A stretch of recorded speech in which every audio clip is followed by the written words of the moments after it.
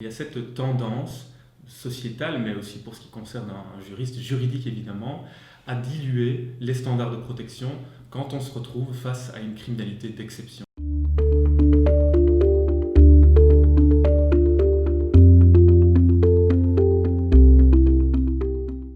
Mes recherches concernent directement ou un petit peu moins directement le droit international pénal. Le droit international pénal, c'est le champ juridique qui organise la répression des violations les plus graves, les plus massives, des droits humains d'une part et du droit humanitaire d'autre part.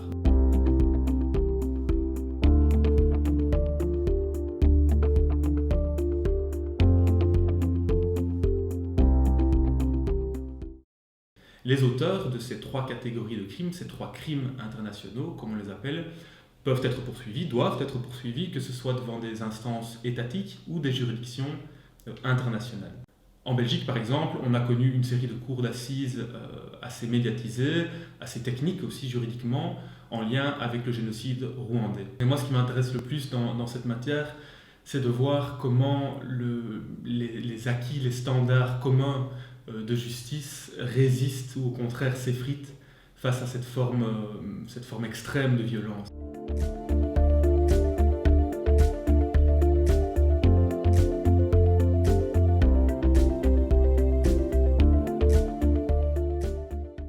Le droit international pénal, en quelque sorte, c'est vraiment un laboratoire, une mise à l'épreuve juridique, une mise à l'épreuve morale aussi des standards normalement bien acquis en matière de justice répressive.